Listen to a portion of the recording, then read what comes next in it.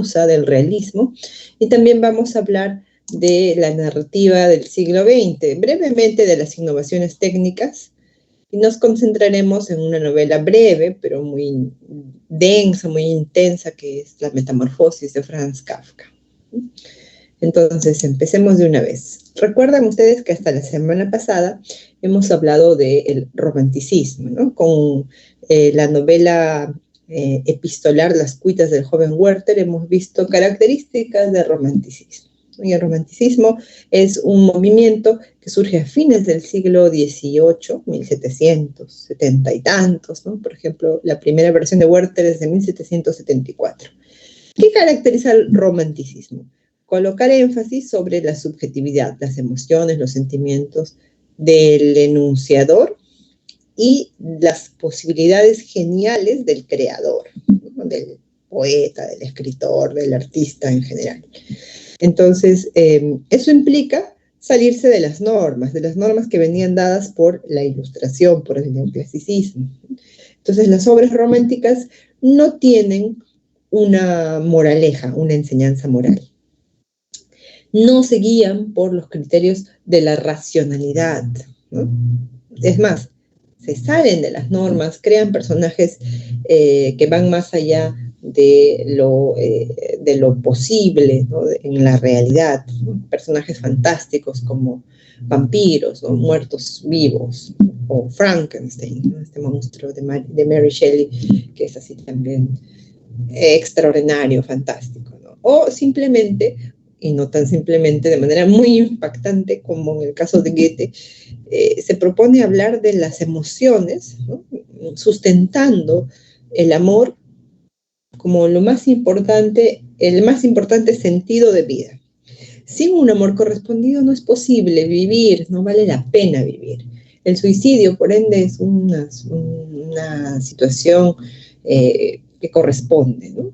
Si ya no es posible vivir, porque no te corresponden y el sentido de la vida es el amor, el amar y ser amado, entonces la lógica indica que la muerte es lo que viene a continuación. La exposición de Werther es tan verosímil, tan contundente, ¿no? Tan capaz de convincente para los lectores de la época, que la novela va a generar una ola de suicidios de los lectores, de varios lectores, ¿no? Entonces, el romanticismo es eso, un énfasis en el sujeto, en los sentimientos, en lo que va más allá de lo real. Pero su influencia, que llega hasta mediados del siglo XIX, los años 1840, 1850, se va a ver contrarrestada por un grupo de escritores, ¿no? Cuyo estilo más bien es contrario al romanticismo. Estos escritores se llaman realistas. El realismo surge en el siglo XIX, segunda mitad, y surge en Francia. En Francia, en la segunda mitad del siglo XIX, aparece un grupo de escritores y sus obras van a ser básicamente una reacción contra el romanticismo, críticas del romanticismo. Primero, ya no es el sujeto y la subjetividad lo que predomina, sino la objetividad. ¿Qué implica la objetividad? Que el narrador, que el artista toma distancia de aquello que está contando, lo hace un objeto, ¿no? Entonces, no estoy involucrado con esto. Para que veas que no estoy involucrado con esto, voy a hacer una descripción detallada, a veces muy densa, de el entorno social o histórico. Por ejemplo, ¿no? Si son novelas románticas que hablen de momentos históricos o situaciones sociales específicas, no te voy a contar con detalle el año, la fecha que está ocurriendo, ¿no? Por qué acontecen tales situaciones, a qué categoría, a qué clase social pertenecen tales y tales personajes, cómo se caracteriza esa clase social, ¿no? Descripción detallada. También esa descripción detallada puede ser de conductas y de vivencias de los personajes. ¿Por qué se comporta así? ¿No? ¿Qué lo llevó a tomar ciertas decisiones? ¿No? ¿Qué cosas habían ocurrido en su vida para que termine el personaje de determinada manera, como lo conocemos en la novela? ¿No? Entonces, eso obviamente implica un realismo, es decir, que las situaciones fantásticas que sí se permitían los románticos no se permiten en el realismo, ¿no? Lo fantástico es algo que queda por fuera de la lógica del realismo. Eso de manera general. Los más conocidos realistas franceses son Stendhal, el autor de Rojo y Negro, una novela de realismo más bien histórico. Balzac, Honoré de Balzac, que se concentra en un realismo social, tiene novelas como Papa Goriot y Eugenia Grandet. Y Flaubert, que quizás es uno de los más conocidos, porque Madame Bovary, esta novela, va a ser muy crítica del romanticismo. El personaje Madame Bovary, Emma Bovary, justamente es una gran lectora de las novelas románticas y ella quiere que su vida sea como en las novelas románticas, ¿no? Que aparezca un enamorado, amante, que sea siempre muy intenso y que vivan situaciones extraordinarias. Y no, su vida es aburrida, se casa con un médico de pueblo bastante soso, ¿no? Luego se consigue unos amantes en su afán por hacer realidad su sueño romántico, y sus amantes son cobardes, ¿no? No están a la altura de sus expectativas, y al final Madame Bovary termina pues, decepcionada de todo, ¿no? Tomando una salida fatal que es el suicidio. Entonces estos son los realistas franceses más conocidos. Sin embargo, nosotros nos vamos a concentrar hoy día en el realismo ruso a través de Dostoyevsky, que es considerado iniciador de la novela psicológica, y de una novela extraordinaria que es Crimen y Castigo. Entonces vamos para allá. Fyodor Dostoyevsky, autor de Crimen y Castigo, fue un escritor que vive en pleno siglo XIX. Nace en 1821 y fallece en 1881. En la Rusia que él conoce es todavía la Rusia de los zares, antes de la Revolución Rusa, la que ocurre recién en el siglo XX, ¿no? Entonces, aunque se trata de un imperio, ¿no? Rusia está en un proceso de cambio cuando Dostoyevsky vive, ¿no? Hay algunos zares que están intentando procesos más democráticos en relación con el pueblo, liberar a los siervos, por ejemplo, ¿no?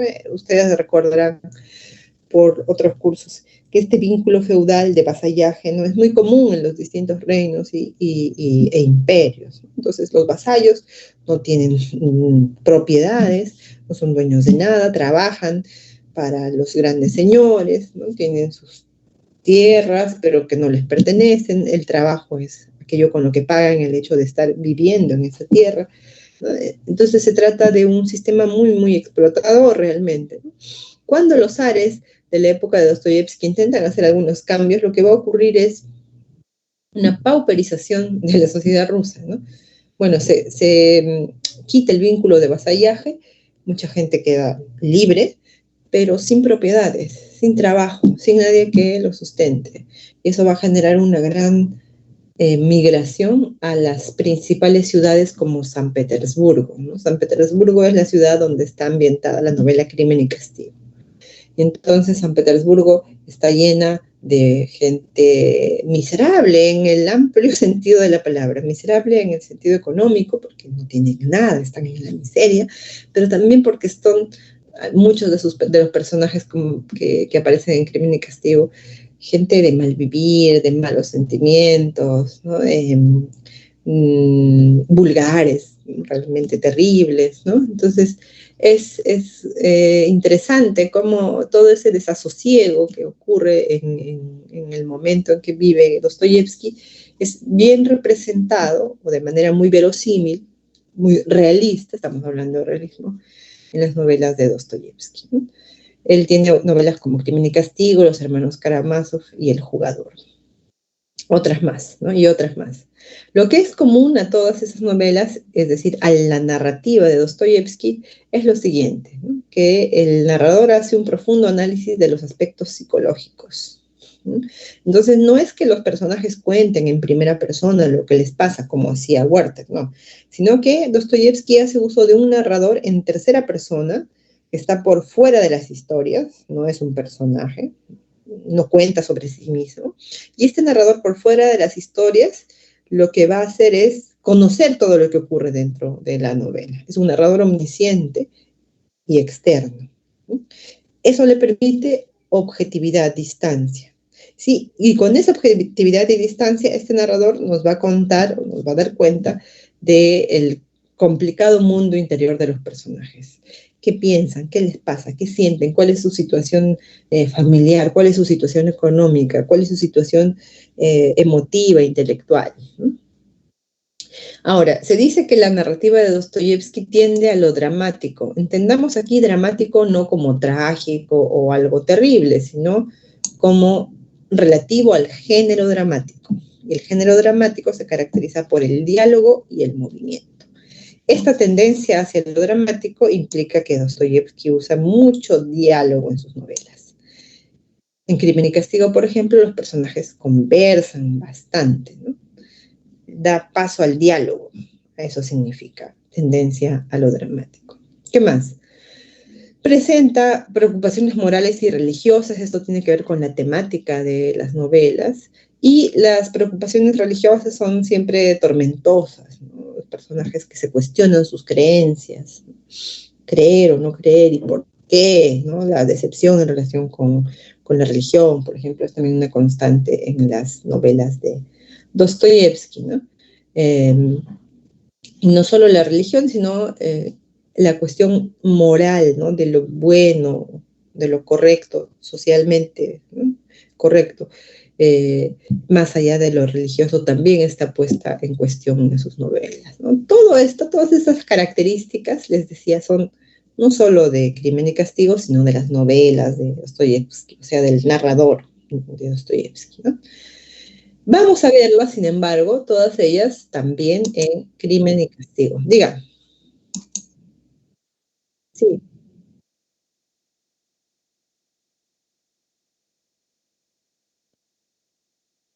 sí, decía que los personajes se cuestionan sus creencias religiosas, ¿no? La mayoría de los personajes de Dostoyevsky son cristianos, pero no el cristianismo, el hecho de creer en Dios, ¿no? De repente están equivocados, de repente no están recibiendo lo que según la religión, ¿no? Deberían como creyentes recibir, ¿no? Entonces están ahí constantemente preguntándose, ¿no? Si lo que ellos creen es correcto, lo que ellos creen se relaciona o se vincula con lo que están viviendo. Eso básicamente. Bien, vamos a avanzar hacia el argumento de Crimen y Castigo. Un momentito, voy a tomar una captura de pantalla antes de seguir y ahora sí. Nos han colocado un resumen muy detallado que no nos sirve demasiado en realidad para entender la obra, ¿no? Aquí en este PPT. Vamos a lo principal, ¿no? Es cierto que la obra tiene estas 6 partes y el epílogo, ¿no? El epílogo son unas cuantas páginas al final después de que Raskolnikov ya se entrega a la policía, ¿no? Pero es interesante porque el epílogo nos muestra una resolución que no se condice exactamente con lo que dice aquí en el PPT, ¿no? Ya llegaremos ahí a este momento. Entonces, el protagonista de esta novela se llama Rodion Raskolnikov, ¿no? Le dicen Rodion, así de cariño, como dice aquí en la parte 3.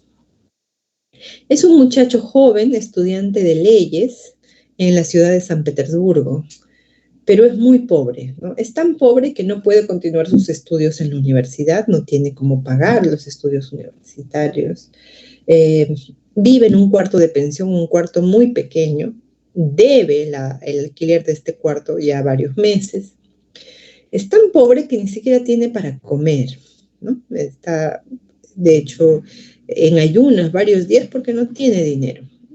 Su familia, su madre y su hermana viven en la provincia, en el interior, ¿no? Y al inicio de la novela, el narrador nos presenta a Raskolnikov que tiene una empresa, la llaman, ¿no? En algunas traducciones. Él está pensando salir de esta pobreza realizando una gran empresa. O sea, conseguir dinero a través de un emprendimiento complicado, pero que le va a retribuir bastante bien, ¿no? Solo que no se atreve a realizar esta empresa, porque tiene que ver con algo terrible y violento, ¿no? La otra opción de Raskolnikov es dar clases particulares, pero él, que se sabe muy inteligente, lo es, de hecho, toda la novela nos demuestra que Raskolnikov es un muchacho genial, ¿no? Y no solo es genial, sino además sabe que es genial, ¿no? Raskolnikov no quiere invertir tanto esfuerzo en preparar clases particulares para recibir la miseria que le van a pagar. Él piensa, no vale la pena, ¿no?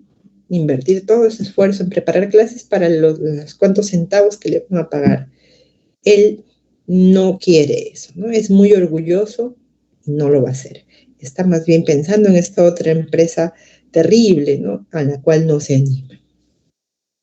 Esa empresa tiene que ver con Aliona Ivanovna. Aliona Ivanovna es una usurera, una vieja, una señora mayor, viuda y sin hijos, que, tiene un negocio, ¿no? Ella es prestamista, ella es usurera, es decir, presta dinero a cambio de objetos de valor, ¿no? La gente le deja un objeto de valor y la señora les presta dinero.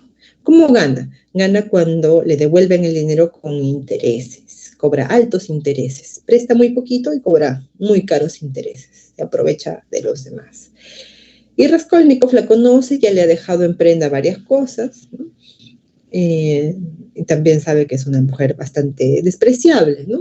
Aliona tiene una hermana llamada Elisabetta, o Elizabeth, como traducen en varias versiones al castellano, ¿no?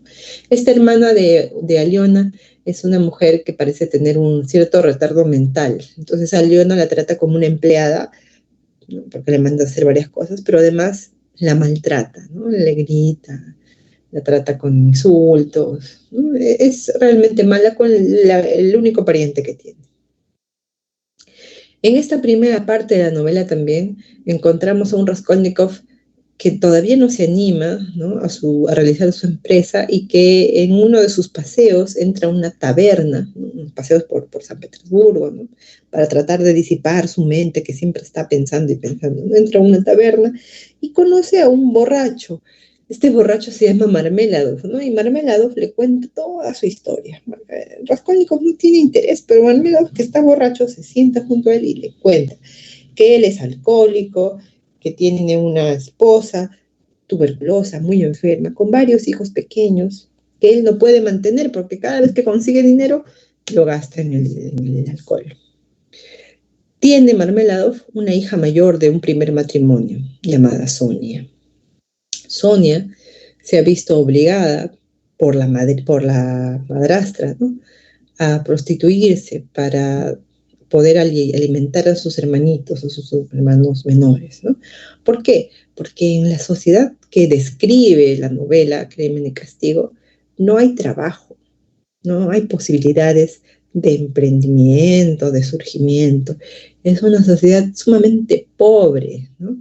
Y las únicas opciones, ¿no?, que tienen estos pobres personajes son la prostitución, como Sonia, o, como vamos a ver con Raskolnikov, ¿no?, una salida mucho más agresiva y terrible, ¿no?, que ni siquiera termina siendo una salida, ¿no? Entonces, Marmeladov le cuenta todo esto a Raskolnikov, que está en shock de escuchar una historia peor que la suya, ¿no? En esta primera parte, Raskolnikov también recibe una carta, la carta de su madre, ¿no? La madre, que se llama Pulkeria, le escribe desde la provincia y le cuenta que la hija menor, la hermana de Raskolnikov, llamada Dunia, se va a casar con un hombre despreciable, ¿no? Raskolnikov va sacando su cuenta, ¿no? Este hombre no la merece, solo quiere casarse con ella para aprovecharse, ¿no? Necesita una muchacha pobre, ¿no?, y bien educada, ¿no? ¿Qué es eso? Quiere mantenerla subordinada todo el tiempo. Entonces Raskolnikov se ve como interpelado ante esta situación, ¿no? Su hermana va a ser casada con un tipo que no le merece, que es una mala persona, ¿no? Y él está sorprendido de que la hermana haya aceptado este matrimonio. ¿Por qué? Mi hermana no es así, ¿no? No lo haría. ¿Por qué lo haría? ¿Por qué lo hace? Y él mismo se responde, no lo hace por ella, lo hace por mí, ¿no? Mi madre y ella se están sacrificando por mí para que yo pueda continuar mis estudios. Entonces, al verse interpelado por esta carta, Raskolnikov decide, ¿no?, realizar su empresa. Basta ya, dice. Yo no voy a permitir, ¿no?, que mi hermana se case con este sujeto. No puedo, tengo que ayudar a mi familia. Y por otro lado, ¿no?, su empresa, que consiste en asesinar a la vieja Aliona y quedarse con el dinero que ella tiene, no la puede realizar porque es una empresa violenta, como les decía, terrible, ¿no? Sin embargo, tiene otro sustento ahora, ¿no? No solamente es la urgencia de ayudar a la familia y evitar este matrimonio, sino que además Raskolnikov ha pensado mucho en su condición humana frente a Aliona, ¿no? Él es un joven brillante, educado, joven, ¿no?, con muchas posibilidades de futuro, y la vieja Aliona es viuda, sin hijos, mala persona, maltrata a su hermana, ¿no? Entonces, es un piojo inútil, piensa Raskolnikov. Matarla no solamente es una necesidad suya, es hacerle un favor a la sociedad, piensa, ¿no? Entonces él tiene dos motivos para matar a Aliona. Por un lado, intelectuales, ¿no?, de tomar la vida de un ser inútil, inferior, y por otro lado, sus motivaciones más bien familiares, ¿no?, de ayuda, ¿no?, casi cristianas, como dice la interpretación de la Bre, ¿no? Vamos a Entonces confluyen estos dos motivos, ¿no? Y Raskolnikov decide, bueno, está bien, voy a realizar mi empresa. Y es así que lleva en unos trapos bien envuelto, ¿no?, en un bloque de un ladrillo, ¿no?, que le ha puesto una base de metal, pero está bien amarrado en un trapito. Cuando llega a la casa de Aliona, se lo entrega y le dice, este es un cenicero de plata. Mentira, ¿no? No es nada, pero tiene un peso importante. Entonces, mientras la vieja está tratando de abrir el objeto, Raskolnikov saca debajo del abrigo una hacha, ¿no?, porque él ya había pensado cómo realizar esta empresa, ¿no?, mortal. Entonces, mientras la vieja trata de abrir el paquete, Raskolnikov saca el hacha y le da de hachazos en la cabeza hasta matarla. Hasta ahí todo está saliendo conforme a su plan, pero hay algo que se sale por completo de lo que había previsto. La hermana de Aliona está en la casa. Acaba de ver este asesinato. En su desesperación, Raskolnikov mata también a Isabel, a la hermana de Aliona. Ya son dos muertes. Luego, como puede, desesperado, busca los objetos de valor, los coloca en sus bolsillos y huye. Y va a enterrar este botín, ¿no?, que al final nunca usa, ¿no? Luego va a empezar toda esta parte que tiene que ver con la parte 2, 3, 4 y 5, ¿no?, que es el proceso de delirio de Raskolnikov, ¿no? Empieza a tener alucinaciones. Imagina que la gente en la calle lo señala con el dedo y le llama asesino, ¿no? Empieza a ir a la estación de policía a declarar, ¿no?, sin que lo llamen, ¿no? Va a declarar porque quiere que le devuelvan los objetos que él ha dejado donde Aliona Ivanovna, y se contradicen algunas declaraciones y se desmaya.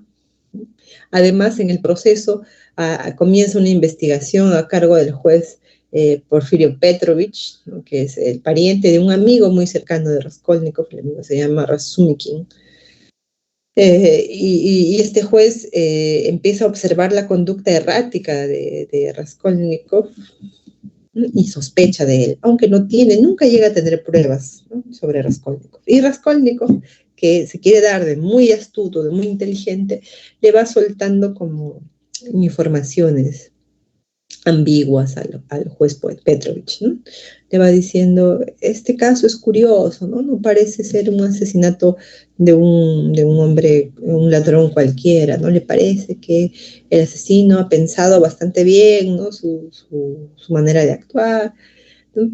Y entonces Petrovich va haciendo una investigación que poco a poco va acercando a Raskolnikov, ¿no? Lo va investigando a Raskolnikov sin decirle que lo está investigando directamente, ¿no? Entonces hay todo un proceso de investigación, ¿no?, en paralelo con la otra situación que se desarrolla a lo largo de la novela. ¿Y cuál es la otra situación? La desesperación y el conflicto en el que se ha metido Raskolnikov, ¿no? Porque por un lado él quiere ser un Napoleón que avance, ¿no?, sobre una serie de, metafóricamente, territorios, y conquiste lugares y conquiste dineros, ¿no? Y que ayude a la familia y que no le importe pasar por encima de piojos inútiles como Aliona Ivanovna, pero no puede. De pronto se encuentra sintiéndose culpable. De pronto le da remordimiento la muerte de Isabel, que nada tenía que ver en sus planes iniciales. De pronto se encuentra desmayándose en la estación de policía o sufriendo fiebres y alucinaciones. Cuando llegan su hermana y su madre, ¿no? de provincia, él no puede quedarse con ellas, no puede verlas a la cara, ¿no? Las encarga a su amigo Razumikin, ¿no? Lo único que hace Raskolnikov con su madre y con su hermana es evitar el matrimonio de Dunia, ¿no? De velar lo terrible, lo vulgar que es el prometido de Dunia, ¿no? Y esa relación se va a romper. Por otro lado, Raskolnikov también durante este proceso va a ser testigo de la muerte de Marmeladov, el borracho que conoce en la primera parte, ¿no? A Marmeladov lo arrolla un carruaje en la calle, Raskolnikov lo lleva a su casa, conoce a la familia de cerca, le entrega el único dinero, el último dinero que tenía, ¿no? Para que la familia pueda velar a Marmeladov, y en este proceso conoce a Sonia. Sonia, que es la hija mayor de Marmeladov. Y entonces Sonia va a impactar mucho en Raskolnikov, ¿no? Hay algo en Sonia que él ha perdido, ¿no? Él está desesperado, no tiene una base en que sustentarse, se siente culpable constantemente. Y él piensa, ¿y por qué Sonia, que se prostituye, que ha llegado a una situación tan desagradable, tan baja, ¿no? No está tan desesperada como él? ¿Qué tiene Sonia que él no tiene, ¿no? Y resulta que Sonia tiene su profunda fe religiosa, ¿no? Sonia es muy creyente. Y será a Sonia a quien Raskolnikov el primero le insinúe, ¿no? Esto del asesinato, y finalmente le confiesa el crimen. La primera persona a la que Raskolnikov le confiesa el crimen es Sonia. Y Sonia le dice, ¿no? Que se entrega a la policía, le dice, tú has cometido un error, no te correspondía a ti juzgar la vida de una persona, ¿no? Eso le corresponde a Dios. Entrégate a la policía, ¿no? Para que puedas descansar de esa culpa que tienes. Y Raskolnikov no lo hace. No, le dice, no, sabes que no me has entendido, ¿no? No, pensé que podía contar contigo, porque él le propone que se vayan juntos, que huyan, ¿no? Pero Sonia le dice, no, entrégate, ¿no? Y a donde vayas, después de entregarte, yo te acompañaré, ¿no? Raskolnikov no quiere eso en un principio, ¿no? ¿Sabes qué? No me entiendes, me voy. Pero no se puede librar de la culpa tan fácilmente, por eso es que ya en la última parte Raskolnikov escucha a Petrovich. Petrovich le dice, yo sé que eres el culpable de este asesinato, no tengo cómo demostrarlo, pero lo sé. Le propone, ¿no? Si te entregas, se te va a condonar la culpa, ¿no? No se te va a sentenciar a tantos años. Yo voy a hablar a tu favor para que tu pena sea menor. Pero Raskolnikov tampoco está tan convencido por Petrovich, por el juez, ¿no? Lo que lo convence es una terrible constatación de que él no es un Napoleón, de que él no puede avanzar sobre las situaciones de muerte, ¿no? Sin sentir remordimiento. Entonces Raskolnikov se queda muy frustrado consigo mismo, ¿no? Siente asco de sí mismo, de no poder sentir nada, o sea, de no poder estar tranquilo ante la muerte de dos mujeres como Aliona y su hermana, ¿no? Y simplemente continuar con su plan. Se siente muy decepcionado de sí y con ese sentimiento de malestar, de decepción, decide ir a entregarse a la policía, ¿no? Piensa que es necesario expiar una culpa, no por Dios, no por la justicia humana, sino porque él no puede demostrarse a sí mismo ser un ser superior. Entonces, no merece más que pagar sus culpas, ¿no? Y se entrega a la policía, confiesa el crimen. La policía, lo sentencian a 8 años de trabajos forzados en la región más fría de Rusia, en Siberia. ¿no? Y en esta parte, en el epílogo, que son las últimas páginas, nos hace saber el narrador que Sonia, que se ha quedado sola en el mundo porque ha muerto su padre, luego fallece su madrastra, que se llama Katerina Ivanovna, sus hermanitos son enviados a un orfanato, ¿no? Sonia ha decidido acompañar a Raskolnikov a esta región de Siberia, ¿no? Y lo visita semanalmente. Y le lleva la Biblia, le habla de las cosas, de la vida, le habla de Dios, pero Raskolnikov está muy molesto, muy ensimismado, muy frustrado consigo mismo, ¿no? No le responde. Sonia va a visitarlo y él está mudo. Sonia ayuda a los otros presos, los cura, ¿no? Les lee la Biblia también a los otros y todos la quieren a Sonia, ¿no? Todos los prisioneros. Y odian a Raskolnikov, que encima se considera y se dice ateo, ¿no? Qué horror, es un ateo. Hasta que un día Sonia deja de ir y Raskolnikov se preocupa. Esa ausencia lo hace notar cuán importante era Sonia, ¿no? Para él. Y se preocupa mucho porque Sonia se ausenta algunos días. Cuando Sonia vuelve, resulta que había estado enferma. Raskolnikov se arrodilla ante ella, ¿no? Se inclina sobre su regazo y llora. Y Sonia al principio se asusta, ¿no? No sabe qué está ocurriendo, pero luego comprende que Raskolnikov por fin puede sentir algo diferente al malestar y al asco, ¿no? ¿Qué está sintiendo Raskolnikov? Está sintiendo amor. Por fin, dice Raskolnikov, piensa, ¿no? Dice el narrador que Raskolnikov siente una cierta libertad y una especie de claridad, ¿no? Después de tanto tiempo, sentir algo bueno, la aparición de un buen sentimiento, el sentimiento amoroso. Y es por ese sentimiento que Raskolnikov se plantea la posibilidad de abrazar las creencias de Sonia. Entonces, esta parte que dice aquí, reconoce su error moral y el fracaso de su supuesta superioridad, esta es una interpretación demasiado osada, diría yo. No es eso lo que pasa con Raskolnikov. Raskolnikov se enamora de Sonia. Y no es que reconozca claro, reconoce que ha sido un error. Claro, no debió matar a esta persona porque esto lo ha llevado a la situación en la que está. Eso sí, es cierto. Pero más que considerar que no es un ser superior, reconoce que puede sentir amor, ¿no? Y que ese amor, por ese amor es capaz de ir más allá de sí mismo y de sus ideas. Sus ideas de superioridad está bien, pero hay algo, ¿no? Un sentimiento, el sentimiento amoroso, que le hace dar un paso más allá de sí mismo, ¿no? Salir de ese ensimismamiento. Por este amor puedo abrazar, ¿no? Puedo intentar creer en lo que cree Sonia también.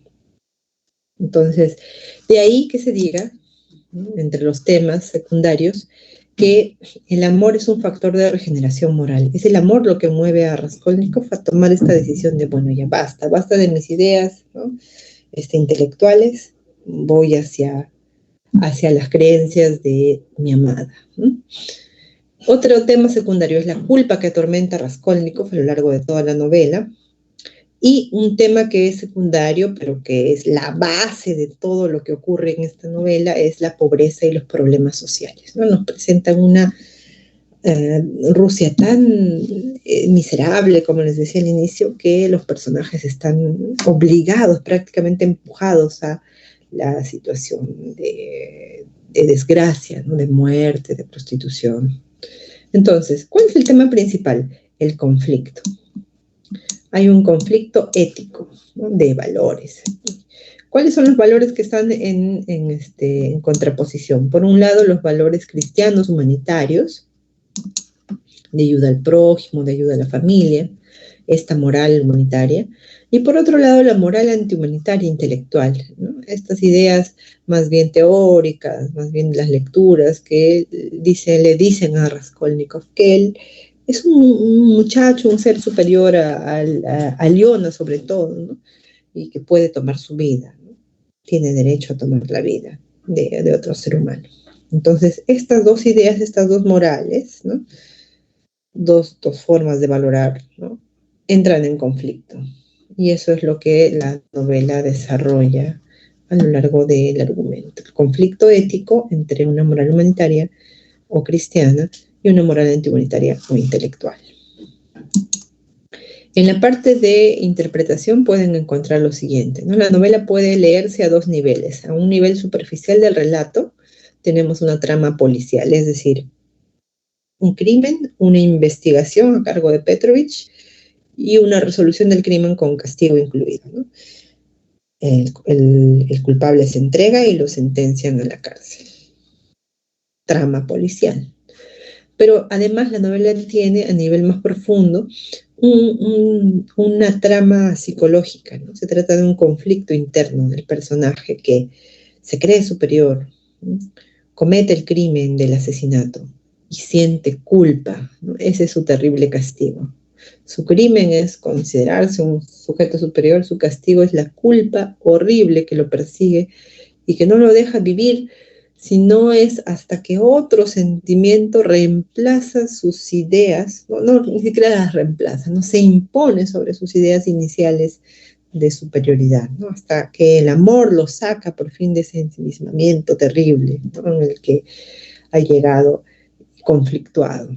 Entonces es una novela bien interesante, ¿no? Y muy recomendable para su lectura. Muy del siglo XIX todavía, ¿no? Personajes cuestionados, personajes que se equivocan, personajes que toman decisiones, que cambian sus decisiones y que viven situaciones extremas, ¿no? De extrema pobreza, ¿no? De abandono. Bien, Crimen y Castigo, entonces, en el realismo, segunda mitad del siglo XIX. Lo que vamos a ver para terminar es esto de aquí, la narrativa del siglo XX, sus características y representantes. La narrativa del siglo XX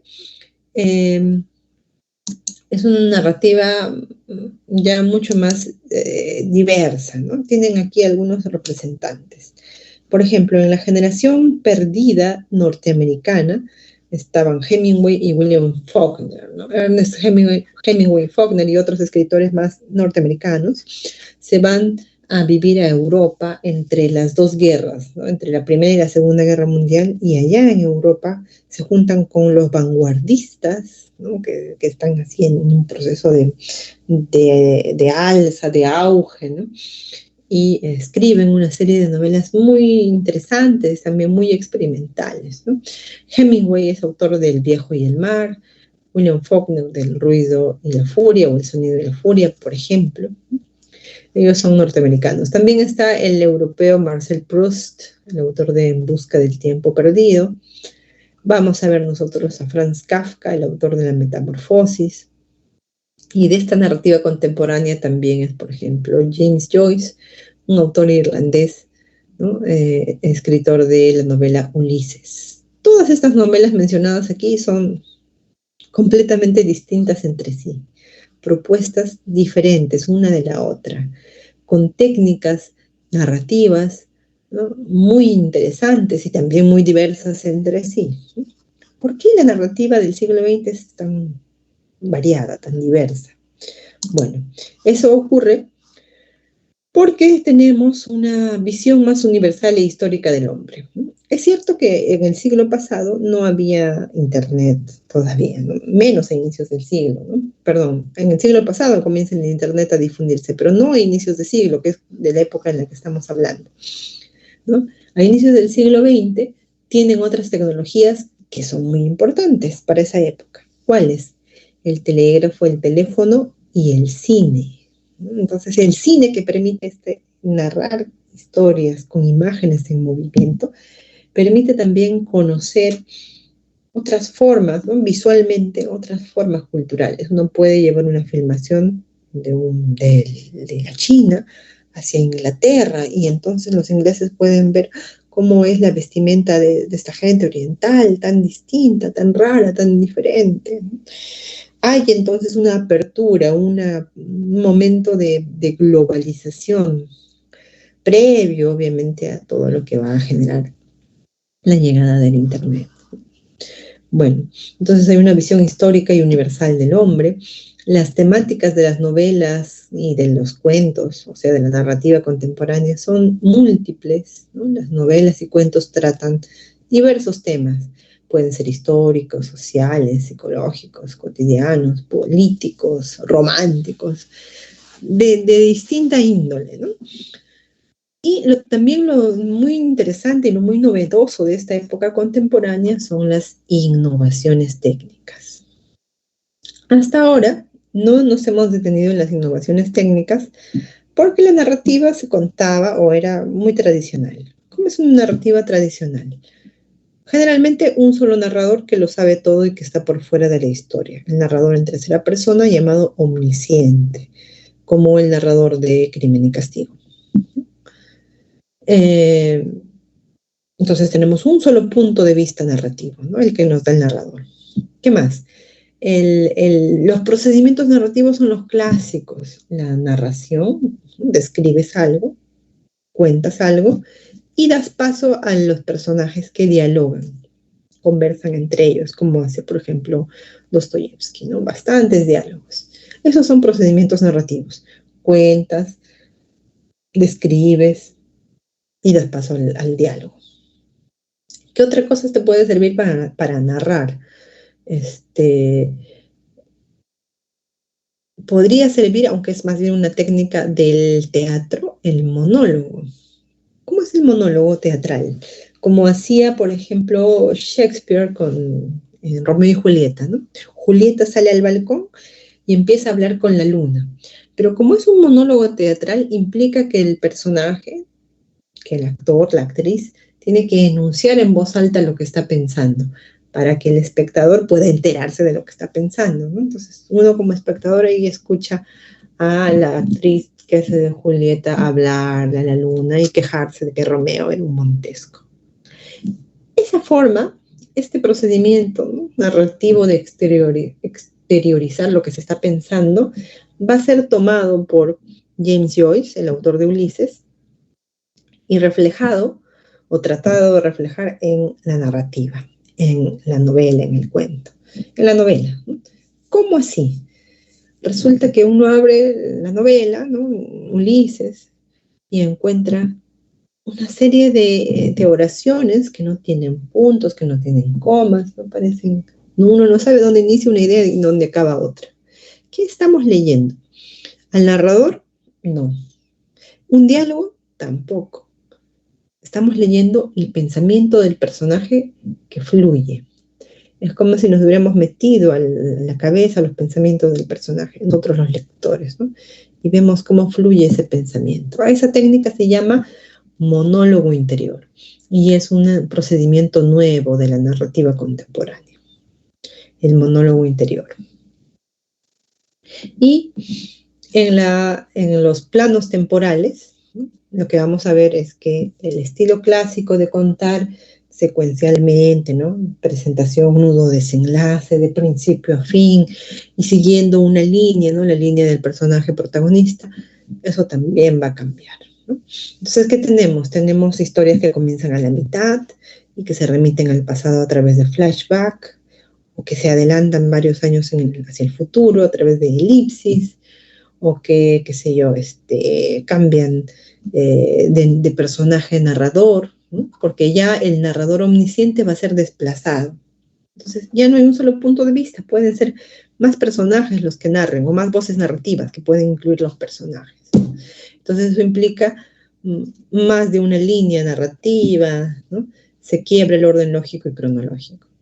La novela, tal como la entendemos hasta el siglo XIX, se complejiza, ¿no? Leer una novela implica que los lectores debemos estar muy involucrados en el proceso de entender lo que se está contando. Entonces, eso dentro de las innovaciones técnicas. Para terminar nuestra clase de hoy, vamos a ver a un autor que es Franz Kafka, el autor de La Metamorfosis, ¿no?, que es un autor, como verán, que nace a fines del siglo XIX, 1883, y fallece bastante joven, en 1924. Si bien es cierto, Kafka no tiene esta gran cantidad de de técnicas, ¿no?, que hemos visto. No es el maestro de las técnicas. Sí es muy contemporáneo en algunos temas que presenta. Estos temas, la angustia y el absurdo de la vida del hombre contemporáneo. Algo está pasando en la vida del hombre contemporáneo de inicios del siglo XX que hace que la vida misma pierda sentido, ¿no?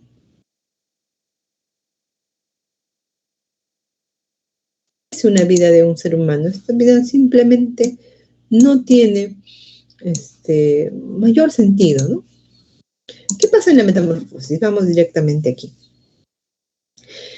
El protagonista se llama Gregorio Samsa y es un viajante de comercio, un muchacho, un joven, ¿no?, que mantiene a su familia, a sus padres y a su hermana Grete, y trabaja intensamente, ¿no? Va de un lugar a otro, de una fábrica a otra, cobrando dinero, llevando muestras parece que son telas, ¿no? En algún momento inicial de la obra se comenta brevemente esto, ¿no?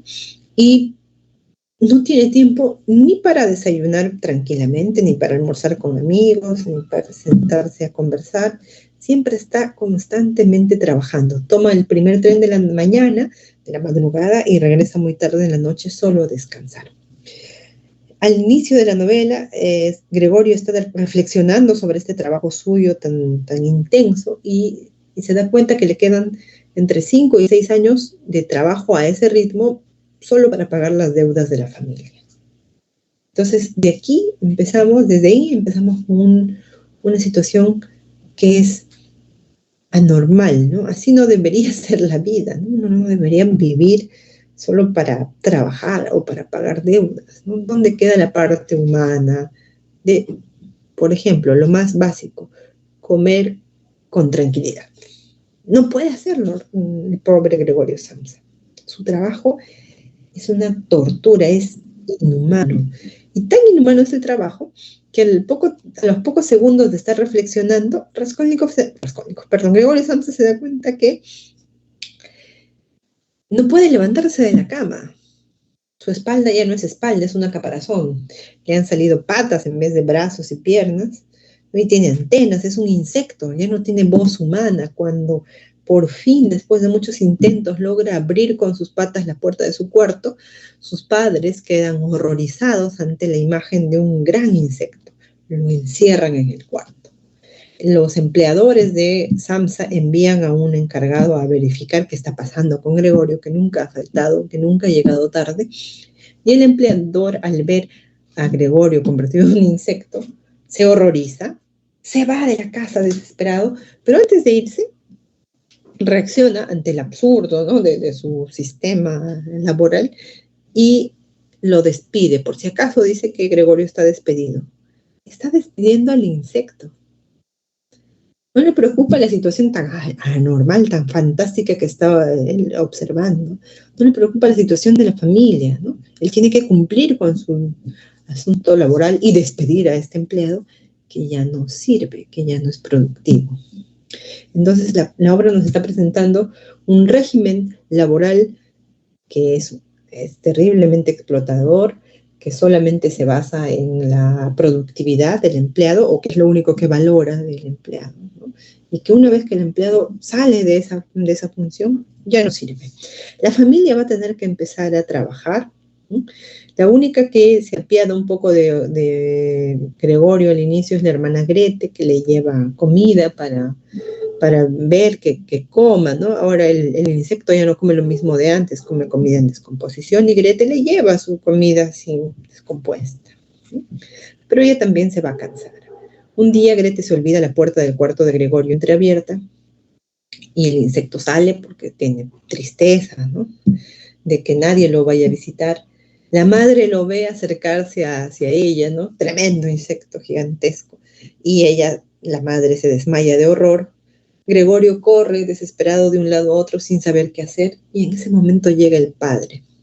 Ha regresado del trabajo y cree que Gregorio ha atacado a la esposa y le lanza lo primero que encuentra sobre la mesa, que son manzanas. Un manzanazo le cae en la caparazón de Gregorio, ¿no? Se le va a infectar, le va a generar una infección que lo va a llevar a la muerte, ¿no?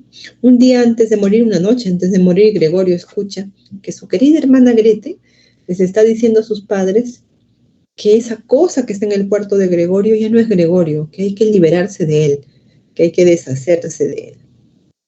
Entonces, escuchando esta situación tan terrible, Gregorio muere, ¿no? Al día siguiente lo encuentran muerto, encuentran el cuerpo del insecto muerto y se deshacen de él. A continuación, la familia se va de paseo, casi como en un ritual liberador. Ay, por fin, ¿no? Por fin se han deshecho de este insecto. Entonces, la novela nos va a presentar varias cosas, ¿no? Que el hombre ha mutado en insecto, eso es lo más evidente, lo más literal, que ha mutado porque la rutina de su vida, ¿no?, burocrática, es absurda, su trabajo es explotador, la explotación del hombre por el hombre es un tema secundario, pero es la base de esta novela, ¿no? Que el padre es autoritario, es el que le lanza el manzanazo fatal, el que le va a generar la muerte. Y que una vez que Gregorio ha mutado en insecto, ¿no?, es marginado, porque es diferente, se sale del sistema productivo. Ya no sirve para esta sociedad de producción. ¿Cuál es el tema principal? La alienación. Alienación es pérdida radical del sentido, un cambio radical de lo que uno es en otra cosa absolutamente distinta. El sujeto se ha alienado, el sujeto moderno, Gregorio Samsa, porque su trabajo es una especie de máquina, ¿no? Se ha convertido en algo automático, ya no piensa, ya no reflexiona, ya no tiene tiempo ni para comer. Su vida cotidiana lo ha vuelto una máquina de trabajo y esta situación lo ha alienado, ¿no? Lo ha convertido en algo que ya no es humano, es un insecto, ¿no? Obviamente esto es simbólico, ¿no? Esto es alegórico, es decir, la interpretación que estamos tomando. Por eso en esta parte nos ponen lo siguiente en comentarios, ¿no? En convertirse en un ser marginal, Gregorio debe ser liquidado, ¿no? Ya no sirve para la sociedad productiva. El trabajo es el que lo ha deshumanizado. Esta mutación de hombre en insecto nos refleja o nos permite ver la existencia, ¿no?, lo absurdo de la existencia humana, una existencia que solo es para trabajar, que solo es para pagar deudas, no tiene mayor sentido realmente, ¿no? Y cuando se transforma en insecto ya no es útil para la sociedad, ¿no? Esta es la lógica del capitalismo del siglo XX, del inicio del siglo XX, ¿no?, que valoraba, priorizaba la productividad, ¿no? Ahora es mucho peor, parece más light, pero es mucho peor porque ahora sí prioriza el consumo. No importa ni siquiera que seas productivo, importa que consumas, ¿no? No importa si tu consumo puede generar la desaparición de la raza humana a través del desastre ecológico, ¿no? Lo importante es el consumo. Bien, hasta aquí, claves en pantalla. Nos vemos la próxima semana, por si acaso estoy en consultas académicas